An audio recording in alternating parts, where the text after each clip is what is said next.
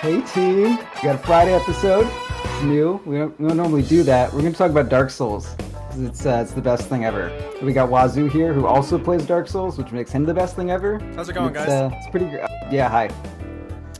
Yeah, Dark Souls, it's a fantastic game. I've been playing it for years. It feels like Zelda's older, twisted, darker brother. No, it's Zelda for fucking adults. Not that Zelda isn't for adults, but it's like a kid can't play it. And there's no real light at the end of the tunnel, whereas Zelda was like, you might experience some scary things, but there's that light. Dark Souls, the name serves it very well because it's all very, very dark. There's all this bleakness. Souls involved. Oh yeah, souls work as the game's currency. If you guys didn't know, it's kind of like lets people play the game as like a high score machine in ways. If you hoard all your souls, I feel like real life should work that way. Honestly, maybe it does. Maybe we just don't have the ability to. I probably have a few. You know, I'm going a little hollow. All right, so we got Dark Souls 3 here. It's the newest one, believe it or not. That's why I'm fucking making this for obvious reasons. Yeah. So, how you liking it? How you liking Dark Souls 3? It is incredible. I feel like I'm playing the best possible version of any of these games, and I've played every one in the series, starting with Demon Souls on PS3, which was the first time they really went out on a limb and tried this type of game. Yeah. And I have to say, like Dark Souls 3, it took away everything that annoyed me and just added things I really, really enjoy. And what did it take out? Because I've also played all of them. You've played all of them, including Bloodborne and all that. Wait, have you played the old Hunters of Bloodborne? I have not. I sold my PS4 before it came out. I'm so which sorry I hear for it's you. fantastic, but I never watched that spoiler content either because there's always like a light in the back of my head that's like maybe I'll still play it.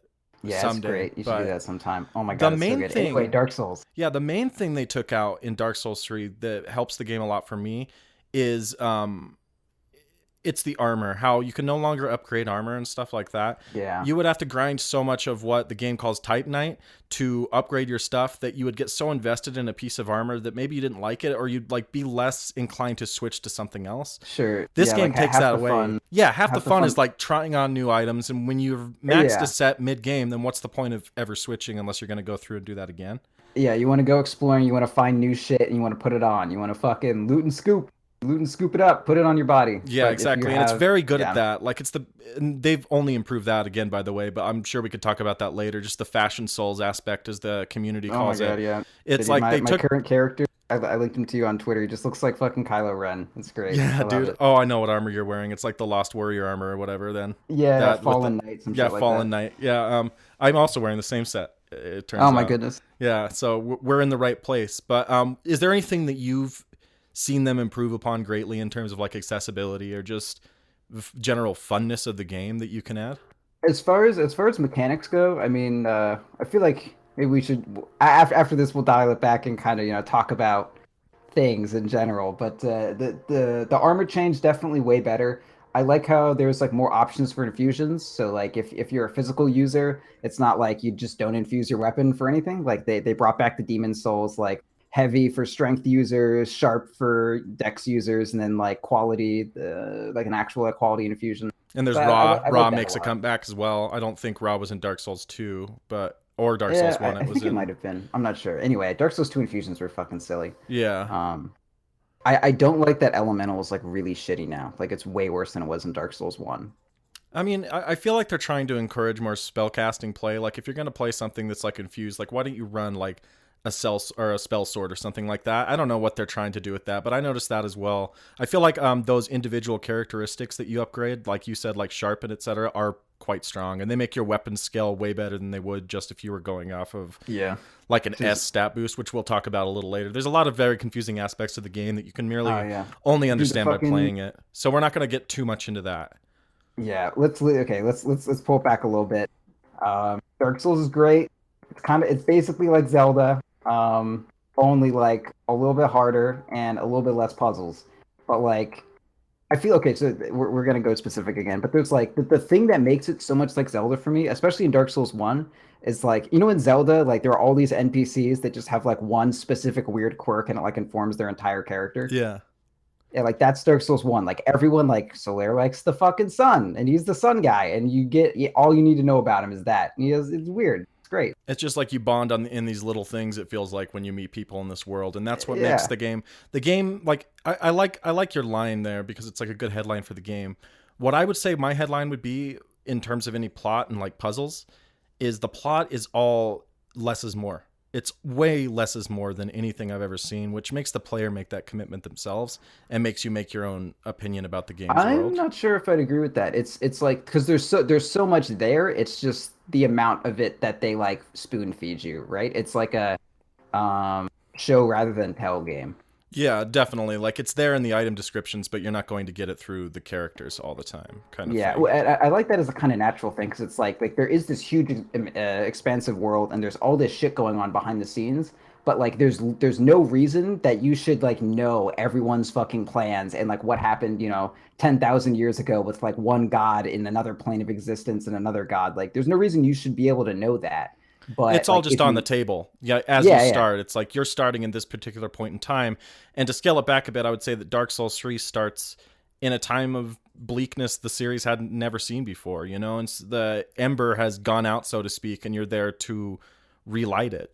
So the game world itself is kind of a good metaphor on itself. It gets very meta in the sense that like this might be the last game of the series and you can go on one last epic journey to try to light the fire or not. I don't And even think that's where it's going.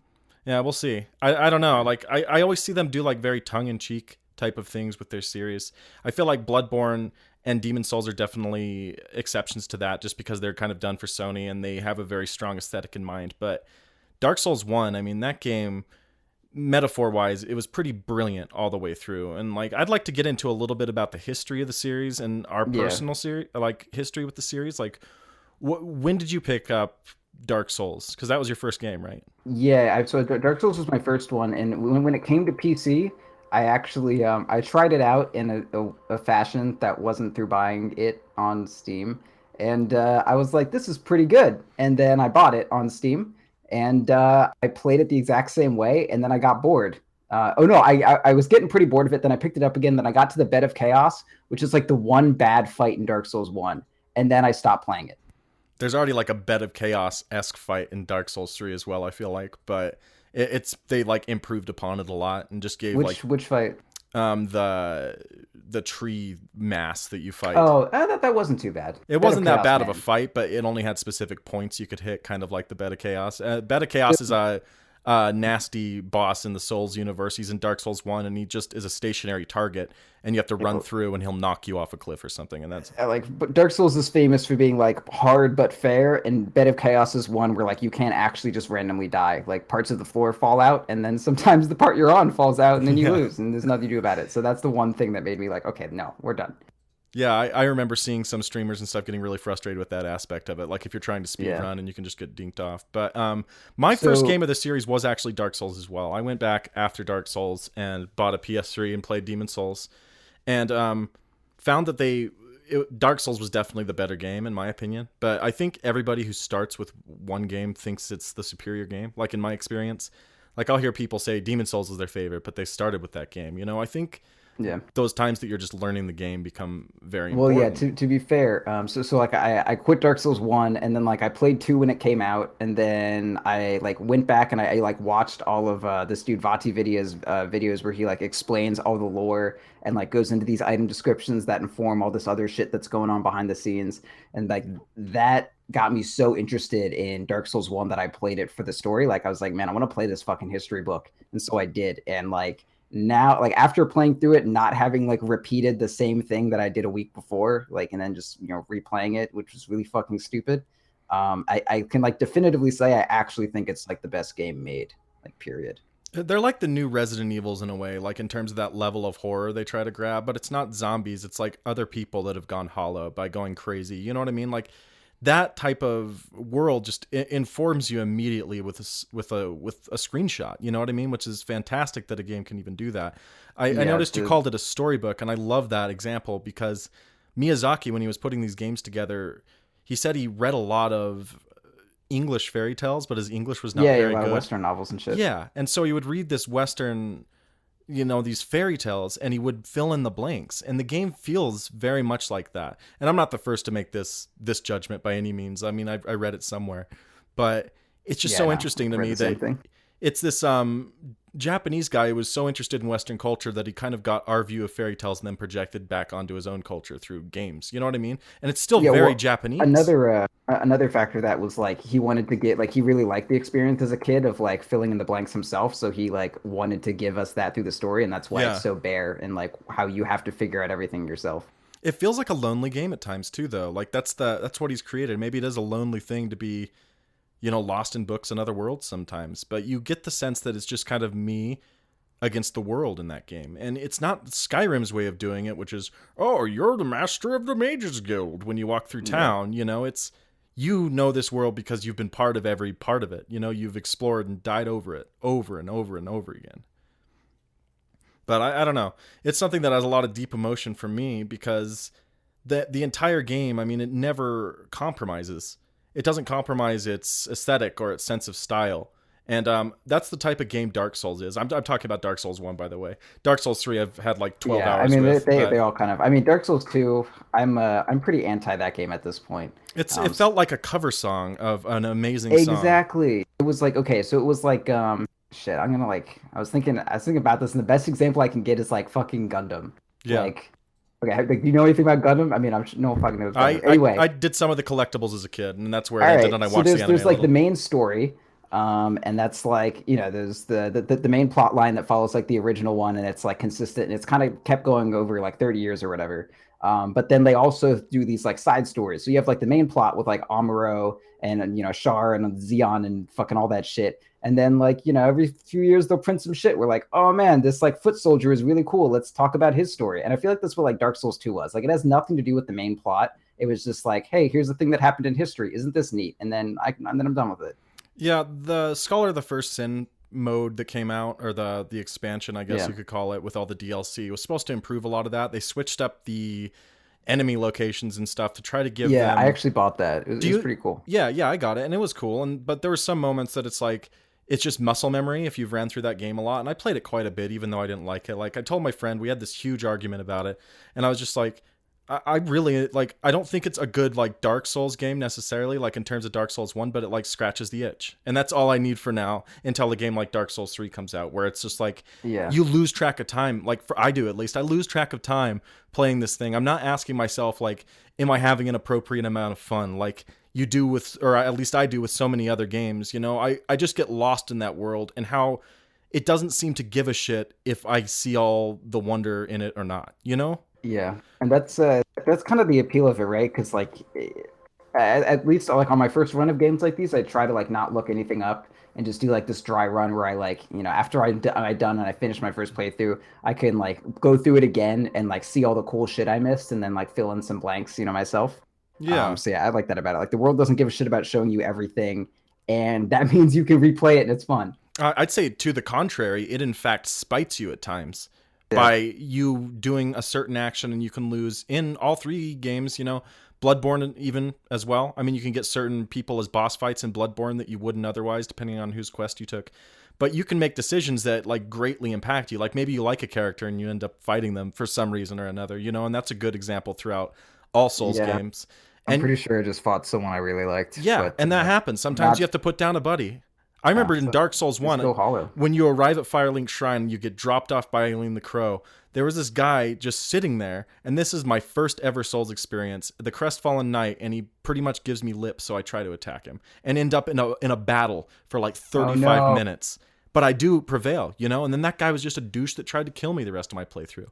But the character really wasn't that. He's not a douche who tried. He's a douche who tried to defend himself. Yeah, Fucking kind asshole. of, but he shouldn't have lip, dude. Not to the not to the You chosen fucking undead. murder someone because they're sad. He was and such a you're like, douche, man. This Okay, asshole. there's characters like Proud said earlier really deftly that their characters are informed by like one trait.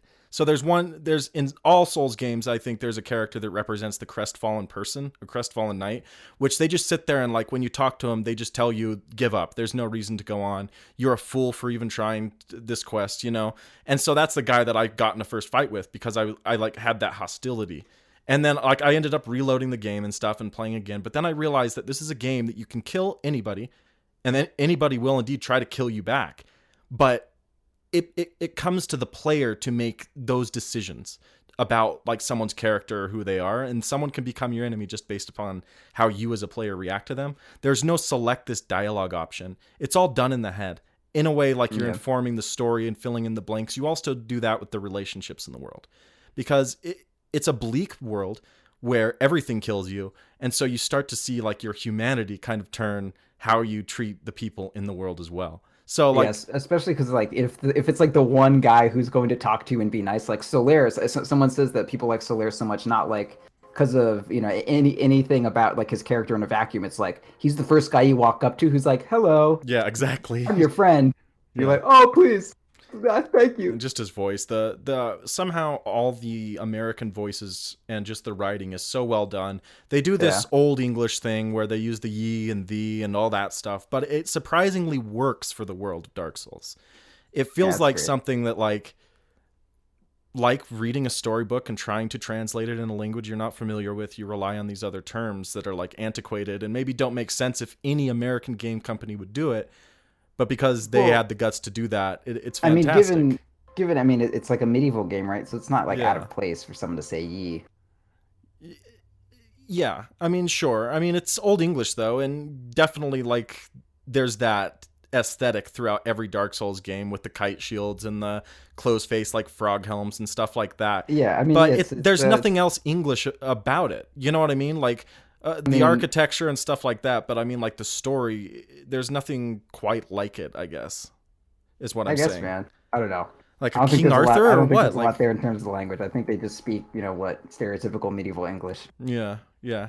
It's definitely like a cliche, though. I don't know. I don't think it'd be any stronger without it. I just thought it was an interesting choice, Yeah, but no, it's cool. Yeah, and the English voice actors are all really good. really fantastic. And those characters, like, they might even only have a handful in each game, but they are very, very affecting characters. What they Except for say, two, all that had was Lucatiel. Everyone else sucked. yeah, pretty much, pretty much. Yeah, But two, I don't know. Like, it's hard to even put it on the same level as one or even what I've played of three so far, to be honest. Like, it's several steps below, just because it the feels lifeless comparatively.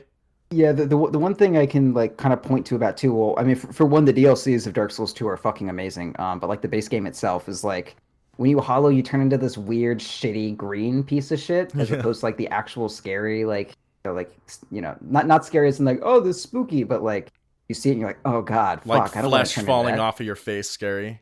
Yeah, and you're all like, fucking crumpled up and your skin's all shitty, but it's still like, it's still regular color. You're not just this fucking Scooby-Doo green zombie. Like, God, get the fuck out of That's all here. they could afford with they put all Yeah. the good I, graphics I into don't know, man. Bloodborne or something apparently. They're like, we It's can make that another game off this. But like Bloodborne fucking all these off-brand games have Bloodborne. similar themes. So like I'd like to kind of go through and dissect one each or so. I guess we can just talk about one each and then move on to Sure. something Yeah, else. people always say like Dark Souls 1 is about this thing and 2 is about this one thing. Yeah. I don't necessarily agree though. Like so much of this game is like relational, I guess, like your how you relate to the world that it's so hard to pin it down to even one thing Well, necessarily. Dark Souls 1, I think definitively I can say is definitely just about purpose. Like that is 100%. I'll never compromise on the fact that Dark Souls 1 is just about purpose. Yeah. And whereas Dark Souls 3 might be about fate in a way, like maybe not necessarily fate, but having a duty to do and knowing you might need a sacrifice for that duty. I see that a lot in the game so Yeah, far. But like I I'm not sure. I mean, I mean the jury's taking out still, right? yeah, take definitely the jury's out. But in Dark Souls 1, I mean I think that's very, very fair to say purpose because they boil down these philosophical just comments, I guess, about the game world throughout the game. And you see everyone in Dark Souls is more or less on a quest or they've failed their quest. Like, Yeah. and you're Or the in some exception, cases, their quest is having failed their quest. pretty In the case much. of the Crestfallen. Hell, yeah. Wow, that's a good point. And also, all the bosses, of course, have purpose as well, more or less, in terms of what they're guarding. I mean, Ornstein and Yeah. Smog. I mean, what's their purpose? I mean, that's a really interesting point you've made that I think could wrap through that entire game really nicely. But it's that purpose that should also drive you in the motivation of the game, and I think that works really well. I think you play a game like that, and you almost feel lost at first, and I felt that feeling again jumping into Dark Souls 3 because I was like, where am I supposed to go? Am I doing this wrong? And then once you let go of that and you realize you're just supposed to explore the world, that becomes more of a, it becomes way more effective. You know what I mean? Like, and there's no other games like that that aren't holding your hand or pointing you with quest markers these days. They get too worried people will walk away. Yeah. So to instill that purpose is a really good point. My major theme, I think, that I would pick to talk about that might introduce someone is just the whole notion of humanity and what it means to be human. I feel like Dark Yeah. Souls 1, this is a good starting point that I'd like to start with. And it's a little obvious, maybe a little banal if you played the games, but if you haven't, it's something that really fascinated me going through. Um, Death has a very important place in the world of Dark Souls, if you didn't know it or not. And I think they marketed the game incredibly wrong when they went through and just said, prepare to die, you're going to die, die, die, die. Because it's a game that actually ties death in better than any game I've ever played. And I don't think it's something that should be like used as a way to say you're bad at the game if you're dying all the time necessarily. So Yeah. humanity is something in Dark Souls 1 that you steal from other souls, and when you take it, it makes you human. When you're human, there's a few things that are better. You can summon people for help, which are other players in the world, real players. But you can also get invaded, and people will try to steal your humanity. These are dark spirits, as they're called in the game.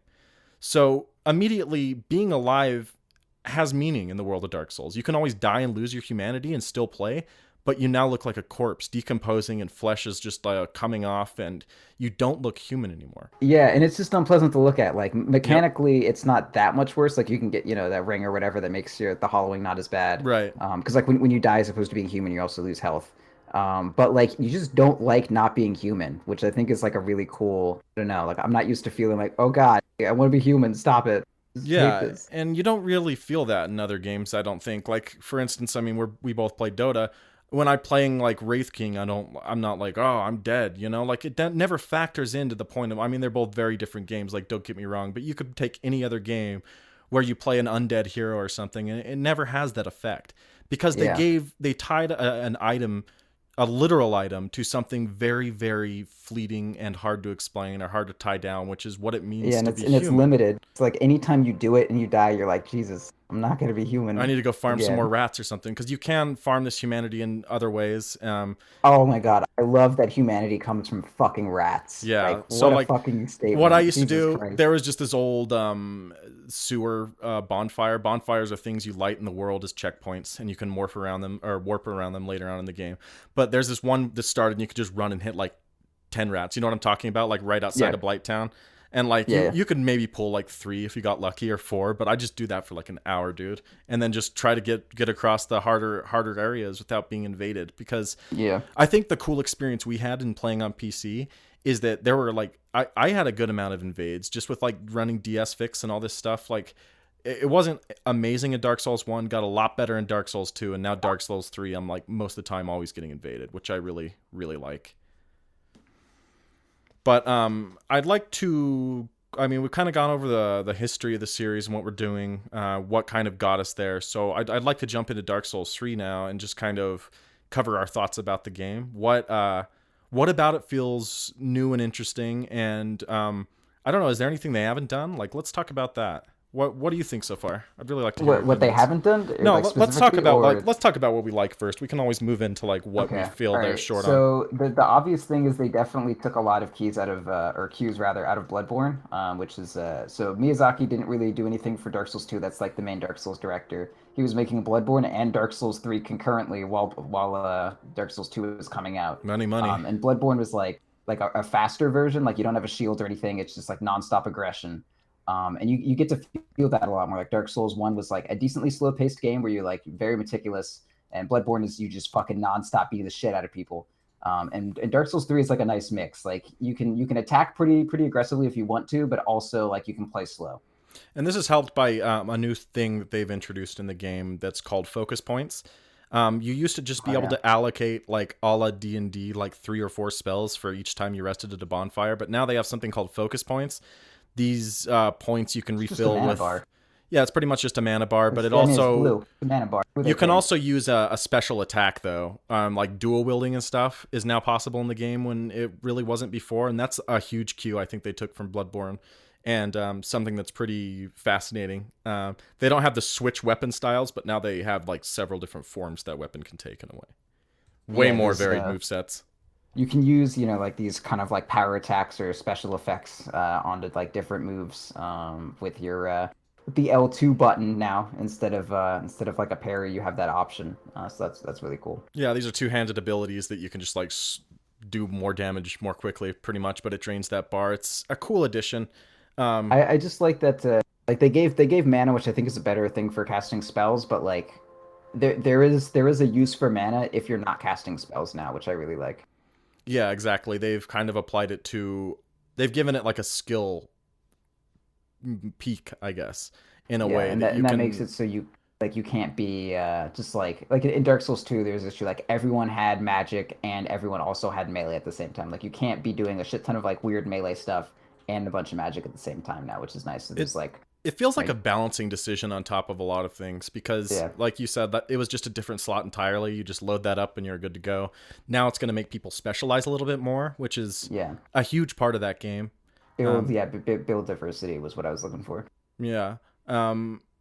There, it can't be overstated that like the weapons and armor in this game are very, very, very well done. Yeah, Like everything about I'm it. loving it. I'm surprised. So you're using the broadsword now, right? You still doing that? I was just gonna go longsword because I love that move set. I've been playing.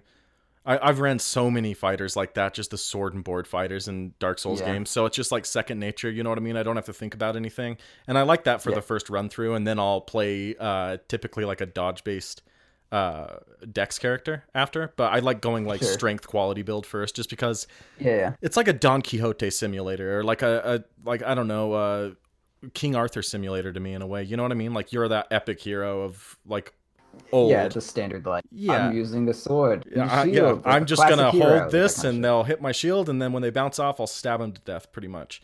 But I Yeah, found the yeah. I'm broadsword I'm early, pretty and I was similar. like, okay, that's a strength. That's something strength. The long sword's a split between strength and dex. So if I just pick up the broadsword just for the strength, like I can just go straight strength and then try out some of the other stats that I see, because Yeah, I know there's a little bit of a difference, and I'd like to get like known. Like I'd like to know those things before I start another character. And this is a game I'm gonna play for like hundreds of hours. I can already tell. for sure. And there's also the benefit of going quality at the start. Quality is the name for going like splitting your stats between strength and dex, which are like strength is for big fat weapons, dex is for small weapons, or fast weapons rather, nimble shit, dex obviously. Yeah, and what's Um, fascinating about Dark Souls as well is some weapons won't just be strength or dex, they'll be a mix between strength and dex. So that yeah, means that you'll get a bonus for using those weapons on both stats with higher skills, which means more damage or you'll attack faster, etc. Um, yeah, and I mean just in general, like doing that for your first playthrough, like as you go through the game, once you get a new weapon, it's not like, oh man, I have 1,000 points in strength, and this one is like only agi. Like if you're balanced out, like if you really like a weapon, you can make it work. yeah, and those are the.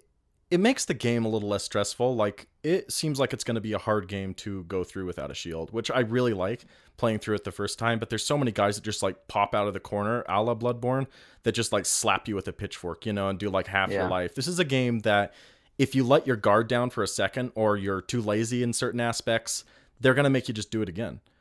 And that uncompromising thing, like you see it in every level of the game, especially the weapons. Like at least in Dark Souls 3, I feel like there were some stupid weapons and stupid armor in 1 that just looked so dumb that you wouldn't even want to use, or 2 that looked like there was a couple Or armor sets, they look so dumb, so you definitely wanted to use them. Yeah, I mean, The I'm other talking approach. like the rags and stuff on the undead that you would find on 2, and like it's like a skirt with like an anklet, and I don't know, it doesn't make a whole lot of sense from an aesthetic perspective. Like you'd fashion this into something else, and that's what I like about Dark Souls 3's weapons and armor is they everything looks viable, that you can make it look all right, and it's like stats wise it looks pretty Yeah. solid, or like you can swap that out for something if it's lighter. And I like that motivation they've given, and that goes a lot back to not having to upgrade armor now, because like I mentioned earlier, you can just kind of find something you like and try it on, like a big brimmed hat or something, and Yeah, I haven't picked up a single piece of armor yet and been like, I'm never gonna use that. Like everything looks appetizing in some sense. that just shows like they've done a really, really great job aesthetically on this game. The level design, I'm sure, is something everybody here is talked up because it's sprawling and it all connects back, and you'll be running around like, how did I get here? Open a door and you're back to the beginning of where you started, opening up a shortcut. And like that's the Yeah. real I, puzzle th- I solving think of I the think it's game. it's a little bit worse than Dark Souls 1, I would still say, because like Dark Souls 1 was insane. Like I would be like halfway through the game and then I'd find a shortcut and it brought me back to like the second zone. Yeah. And like all I did was like open a door and I'm like, what the fuck? Like Or that I'm elevator down from the cathedral to Firelink Shrine in Dark Souls 1, yeah, where and it's you're just like, like, this whoa, cool. was right there this whole time. Really? Yeah, it's pretty good. But yeah, things are still connected, but it's a lot more linear here rather than like Dark Souls being like one big pillar and you didn't even know it. You thought you were going straight the whole time. You're actually just going in a circle. Yeah, everything in that game was brilliantly designed in Dark Souls 1. The levels were Which is like built why on top of each other, pretty much. it's the best game ever made. But I mean, at the same time, there's still like some linear progressions there, like going to Lordran or whatever, right after what's it called? Right after Sen's Fortress, Anarlendo, sorry, and Yeah. I mean, there are definitely some sections and you see that a lot more that in 3. You like finish a thing and they give you a banner and you hold it up and then you're taken down to the next area or something like that. You know what I mean? yeah, they did a split off between it whether or not you go kill the like cleric guy or the Farron dudes first. But Yeah. beyond that, it's been pretty linear. Um, Not to say the levels themselves are linear. There's plenty of areas I've gone to that Oh yeah, I can't pass because like I'll get my ass kicked too hard, and so I turn around and leave. You know, never to return to those areas. Like it seems like it's still a game with lots of nooks and crannies and stuff, which is oh yeah, cool. definitely yeah. Like the places you go themselves aren't linear, but like the kind of the progression of the game is it's a little bit less open and it's a little more directed, which I mean is it's like good in a lot of aspects. Like I know plenty of people who, the first time I played Dark Souls 1, I like the first thing I went to was the graveyard because everyone told me this game was super hard, so I just like died at the graveyard for like three To those hours and it was skeletons, like, yeah. yeah, I just died to skeletons nonstop. I was like, what am I doing? This sucks. Kill one finally and it just respawns. What the hell Yeah. is this game? And that's kind of one thing I like about the game's obtuseness. Like they could easily throw up a door that like the door's locked. You know, you can't go there yet, obviously. But instead they just let you roam around with these things and if you want to die, go die, but is it productive? You know, You already guessed. the game makes you ask yourself, is this a productive way to use my time? You know, maybe I'm not going the right place. But it doesn't ever have someone tell you. I mean, in Dark Souls 1, they give you a bit of a contextual clue with them saying there's a bell above and a bell below. But, and where should you go first? You know, if you're new to this land, should I go up into the light or should I go down into the darkness? And it kind of teaches you in that way to head up. You know what I mean? And from that point on, you can just kind of head up the mountain and you're into the starting area. You know what I mean? Like, I don't know. Maybe that's Yeah. too far of a reach, but I feel like those little contextual clues go a long way. Although people aren't, they're not used to paying attention to stuff like that anymore in games. They're used to that quest marker. They're used to being directed with a compass or, you know, led by the hand to the next objective. When really that's a game that will never pop up with a little checkbox filled and said, like, you completed your objective. You know what I Yeah, I mean? mean it's like pretty direct in some stuff, but yeah, I mean because like I don't know anyone who did and then like the top bell first. But yeah, I mean it's definitely a lot less directed than anything else. You don't know anyone that rang the top bell first? No, that rang the bottom bell Oh, first. okay. I That see what you're didn't ring saying. the top bell first. Yeah, Yeah, I sorry. think there are some one bro builds that do that because you just grab the key and go through the back into Blight I Town and just mean, drop off. if But you're doing like a special playthrough after you've already done everything, yeah, but like exactly. as far No, as the no time, no one ever on their first time for sure because that's just intuitively not. and shit. It's just not. Yeah, it doesn't make sense. Like you don't know what that rusted or the secret key or whatever even does. I think when you select your starting gift in the beginning, unless you've done some I've reading. always I've always had these issues in Souls games that I can almost never find a weapon that I like really like.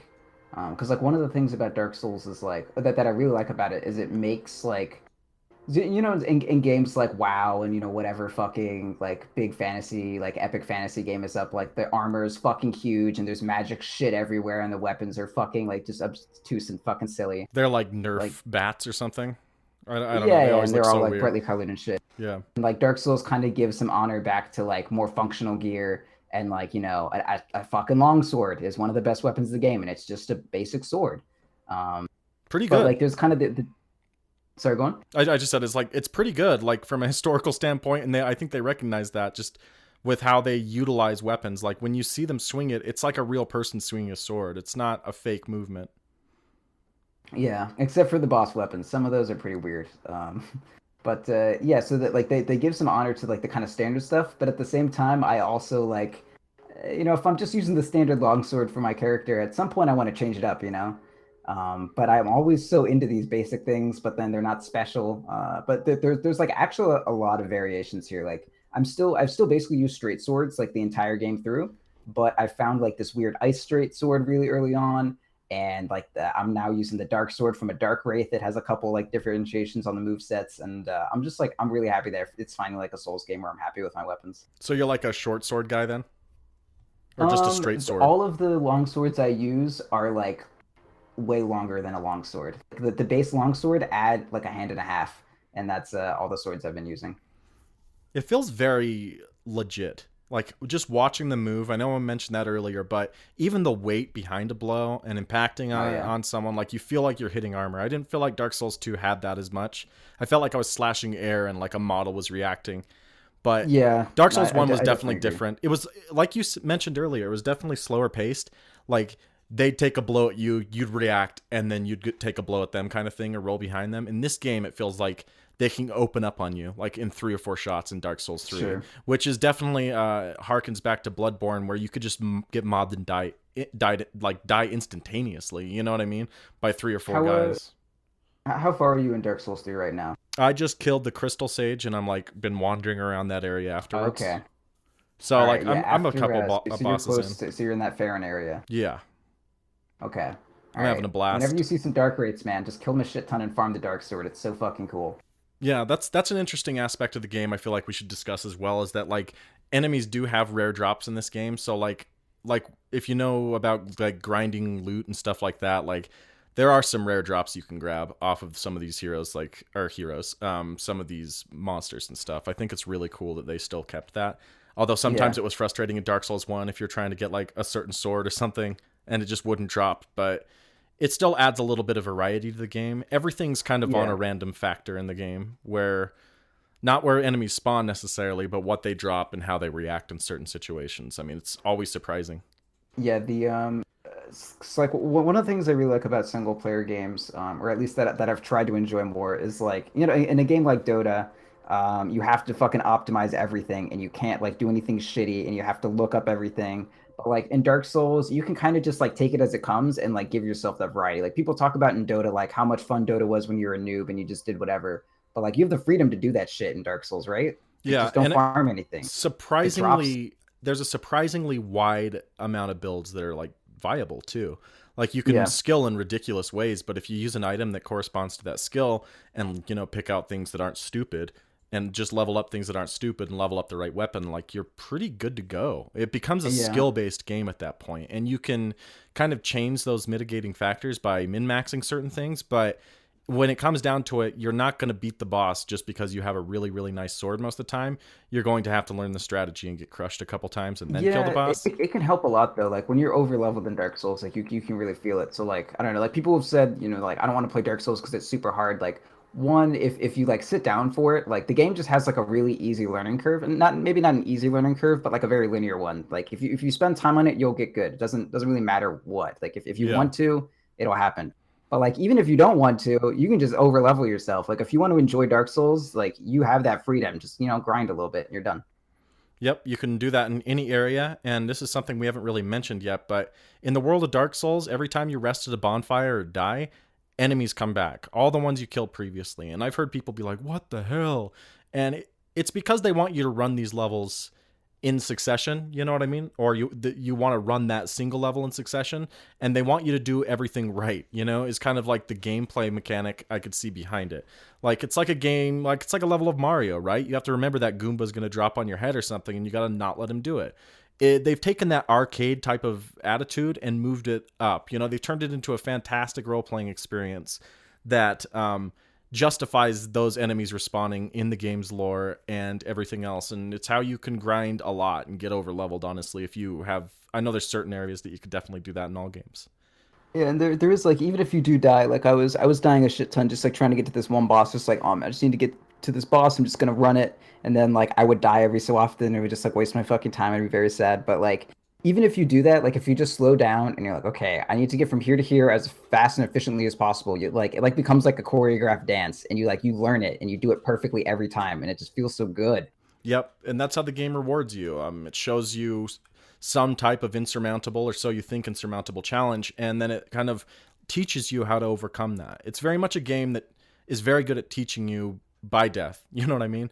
And so, like, I don't know, I guess when they marketed Dark Souls, I wish they would have changed that, like, learn to die instead of like prepare to die or something, because the game, like, Yeah, you realize really quick you're not going to get very far if you call the game bullshit.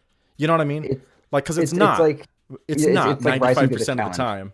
It's you rolling wrong or getting trapped in a corner or seeing an item and going for it when you know it's not safe or something like that, Yeah, that the results in your overconfident death. Yeah, exactly. Or bosses bosses one hit off death, and you're like, no, no, it's fine. I'll just go for it. you just No. like put the shield on your back and just go and like try to like jump into him and die. You know, like that's happened to me Yep, so and many then times. you fuck. Yeah, that happens so much. The overconfidence in Dark Souls, man. That's the kicker. It's But yeah, the it's a fierce Dark killer. Souls, Dark Souls.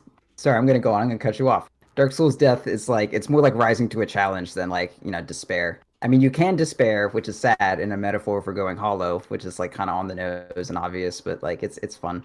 But yeah, like you rise to it. You don't like it's not prepare to die. It's like all right, you're gonna die and you're gonna get better and it's gonna be fun. Like Yeah, that's Dark Souls. exactly. And hollowing, we've mentioned it a bit before, is when people die so much in this realm of Dark Souls that they go crazy.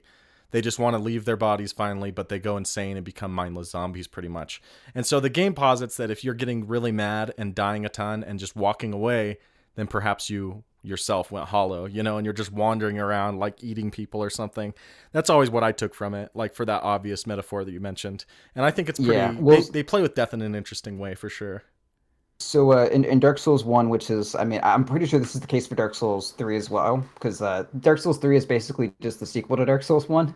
2 it never really happened. But like so 1 is about purpose in that I think hollowing is about purpose. Like when someone loses their purpose, they hollow. And if you look at like any character, it's basically like that. Um, but like and so for your character, like your purpose is the fire, right? So you hollow once you die a lot and you give up linking the fire.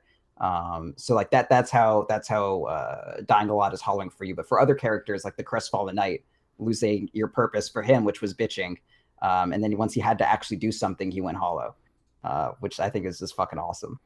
Yeah, that's really interesting. I never really thought about it that way. You Oh yeah, see a man, I lot could of go on, people. but really just watch body videos, videos, Yeah, which is I haven't watched a lot of Vadi, oh but my god, watch all of definitely them. give him a plug. That is VAATI Vidya. Is Yeah, it? Yeah. VIDYA. Yeah, so he's a popular Dark Souls streamer. He's done a lot of interesting challenge runs and stuff. Tons of lore videos. He's considered a important, I guess, Dark Souls scholar on all of it because he's really done the work. Yeah, That's. he also. Oh, I'm, sorry. I'm Go like ahead. obligated to say he gets a lot of info from like other people that he credits and that sort of thing. So it's not all his work. There's a big kind of controversy about it where people were really mad that he didn't credit something, but like whatever. It's a fucking YouTube video and he's a cool guy. Like it's fine. But yeah, so he gets information from other people. He gets some of it, a lot of it himself. Yeah, it's really cool. He makes videos, condenses it all together. Really informative. So if you care about the Dark Souls story, which you should, because it's fucking awesome, and check his shit out. It's like a much darker, like more realistic, brutal type of role playing experience that doesn't cater to you. It doesn't like pat you on the head when you solve a problem. You know what I mean? Which means it's not Yeah. patronizing. It's fantastic. I think streamers have done a lot for the game, so I'd like to kind of talk about that as well because I feel like if you're really interested from this and you've never played any type of Dark Souls and you're still like feel weary about the process, you should go check out these guys like Vadividya or Epic Name Bro is another one that I've watched quite a bit. Yeah. He does a lot of different lore videos and he does playthroughs that are super accessible. He's just a great guy. So check that out if you want to go there. There's been some interesting like pop culture surrounding Dark Souls with people beating it on a Guitar Hero controller, which I thought was Yeah, pretty yeah, interesting I recently, saw that. and someone also not taking any damage. And that's kind of what the game's become. It's a challenge run game in a lot of ways for some people. The Twitch audience has really adapted to it. And even though it does have this fantastic story and lore, it doesn't shove it in your face. So if you just want to like unwind with a cold one and like die a bunch of times while you're in a suit of armor and killing zombies and ignore anything and everyone, you can. And that's something about the game that has made it so valuable to me, is just that it works so well on so many different levels as a product Yeah. and as a role-playing game. It can be that knight simulator, it can be that mage simulator, or it can be something where you dig deep in like the ashes of all of it and kind of look for any type of connection to the world that you've experienced, and like any evidence you can personally find with the items or Yeah, it can be weapons or like a lore. soul searching experience. It could be casual, bunch of fucking hack and slash. It can be whatever. Exactly. It's very philosophical in that sense that it can introduce you to these great ideas. And I think this is where Miyazaki's a genius, is because he's created something that is so deep as an ocean, like can also be not very deep if you want it to be. It can very much be like how Grand Theft Auto is in a way where you just drive around and do bullshit, you know, like in its own way. If you just want to go Yeah. adventure the lands without any reason. And that's what made it a really valuable experience to me. I really hope if anyone's listening to this cast that hasn't picked it up, think about picking up Dark Souls 1. It goes on sale for like $10 or less. I think it's been down to like $6 at times. It's a game that's worth it. You can get it running with little to no like ado. I mean, you do have to download DS Fix, I think, for it still, which is a program someone wrote to give it more functionality, which I would definitely consider downloading that. Yeah, that's good. I didn't even use that myself, so if you're completely computer illiterate, it's not totally necessary, but I definitely do recommend it. It adds some different abilities. You know, you can inject AA and stuff like that outside of the program to make it look nicer, and it all just kind of Yeah, does yeah. that for Some free. minor You know, optimizations, that kind of shit. yeah, just stuff like that helps it. I would definitely suggest, it's my favorite game series ever, so I would highly suggest that you play it. Do we have anything else we want to add, Proud? Maybe like a last little bit of information about the game. I'd like to say a little bit more before we close out. Yeah, I want to keep talking about Dark Souls, man. Yeah, that's exactly how I feel. Like I never meet any. Everyone's like, "Shut up about Dark Souls," but it actually is fantastic. I feel like Dark Souls 3 is going to be kind of that game that kind of breaks through to a lot of people. I think it's reached that level of accessibility where people realize it's not it's not artificially difficult. It just takes itself seriously and expects you to do it the same. You know, like if a guy with a Yeah. pitchfork runs at you, he's going to shove it in your neck and kill you, you know? Yeah, we should talk about the stigma of it a little bit because, like, whenever I mention Dark Souls, like, the thing that always comes to everyone's mind is like, oh yeah, that game where everyone fucking jerks off about how hard it is. Like, I fucking hate that shit, dude. I'm so tired of like just that fucking like elitist attitude of like, oh, I play Dark Souls, it's so fucking hard, I'm awesome. Like, fuck you. Yeah, it is really, really something that was going on. I don't see it so much anymore, but I did see it back in Dark Souls, the original, and even Demon Souls. Yeah. This game is hard because even Demon Souls back then, people were marketing it as a hard game to play because it was quite hard. But at the same time, it was just hard because you know it had a method to it, and if you didn't learn the method, it treated you like you didn't know anything. A lot of games Yeah. don't treat players like that. They're kind of like, "Oh, it's okay if you don't do it just this way. Like we'll figure out a way and we'll show you where to go." Dark Souls doesn't give a shit. And I think people were adapting that attitude as kind of like I don't know, a red badge of courage or something, but it just made them look Yeah, like it neckbeards. kind of like it came out at a time where everyone was like all sad whenever a game came out with like easy mode, and they're like, "Oh man, this game isn't real. It's not hardcore. I Yeah. hate it now." And So they I feel did like try to market it as a hardcore game, yeah, which I which wouldn't makes even sense. necessarily like consider it one though. I think it just uses death as something that's not ever seen before in games. It's not like game over, dude. Like press continue. It's like there's never any of that. It's just an experience that kind of flows. You know what I mean? Yeah, I mean, like I wouldn't give this to my mom to play or whatever, right? But it's definitely like if you play games, you can figure out Dark Souls. It's not that crazy, you know. It's just a bunch of fucking shitty nerds who want to talk about how great they are. Like the games, it's not that bad. And if it's tough, you can overlevel yourself, and that's great. It's Like kind of like you, gatekeeping. You know what I mean? They're like they don't want more people to like be in on their hobby because they think it's so special to have beaten it. They're like, yeah, but we have over here at DotP have the exact opposite mentality. I'd love to see you guys on the servers. I'd love to invade you and take your embers. I'd love to kick your asses. Like bring it on. I've been playing broadsword for years, baby. I am ready for you. So we're gonna wrap up now. Proud. Why don't you have anything else to say? I'd love to hear your closing thoughts. um, I love Artorias from Dark Souls One. Oh yeah, I we need didn't to even get shout into that out. that. Artorias of the Abyss was Dark Souls expansion. So like it feels like on that note, it feels really like Dark Souls 3 has taken Artorias and just kind of made a game out of it in a lot of ways. Which is good. I have a Yeah. fucking Artorias shirt. I got two actually. I fucking love that kid. He's the best.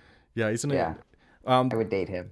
these characters in Dark Souls are like long, like you fight them once and it's like makes a huge imprint on like so probably like four of my top 5 greatest like gaming memories are from Dark Souls. Like, definitely. I'd say, Yeah. like, the first Dark Souls. I'm just thinking about Artorias, man. I'm gonna fucking cry. He's so great. Okay, well, on that note, guys, I'm so glad that you decided to join with us on this Dark Souls cast. Me and Proud never get a time like to talk our nerd hobbies together, especially not Dark Souls, which is like, I don't know. I think it's gonna come into the light more with Dark Souls 3. It's an accessible, great game. I hope you guys pick it up if you're on the fence about it. I am the Grand Wazoo. You can find me at .p_Wazoo on Twitter. Check out www.defenseofthepatients.com, where you got this very cast probably. And we're running a GoFundMe account for someone, but I'll let Proud explain that. Nah, it's cool. I got this. We're set. All right, Captain Silver Fox, our boy. You know him. You love him. Even if you don't, fuck you. You should. So he's great. He's been in the community for a long time. He's a good guy. And he wants to make a website for us. And part of that is he's going to go to this shit called Ruby on, or not. All right, I'm fucking it up. We're all good. So he's going to go to Code Core. It's like a 10-week thing. He's going to get a sweet ass certificate, a cert as they call it, and it's going to be dope. A cert? But he needs money to do that. Turns out you need money to like go away for 10 weeks and leave your family without having a job and shit. So yeah, so we're trying to raise some money for that. This dude, he wants to get out of his current profession. He knows how to program. He's real good and shit. He passed all the fucking tests with flying colors to get accepted. And now he's trying to make a new life for himself. And more importantly, a new website for us. So give him some money. And then he can do that. Very I good. just gave him $100. And if you're less selfish than me, I mean, which you should be because I'm a fucking asshole, then maybe help him out a little bit. But you're a hell of a blade fighter. And that's what really matters in the world of Dark Souls. Right. So where can people find you? Twitter? Oh, well, you can find Captain Silver Fox's GoFundMe, which I should say, at gofundme.com/Travis on Rails, because he's learning Ruby on Rails, but it's going to be Travis, which is great. Anyway, yeah, Twitter. I'm at Proud Dota, which is just like the word proud, and then Dota. Yeah. Well, thank you so much for joining me, Proud. That was great to talk that. I feel like I could do like 100 different shows on Dark Souls, so it was hard to cram everything in. Yeah. Go check out the game on Steam, guys. Go check out the videos by VodiVidya and Epic Name Bro and whoever else you can find streaming it. And hell, even check us out playing it. We're going to link our characters over to you guys. Thank you for joining us, and praise the sun, everybody. Praise the sun!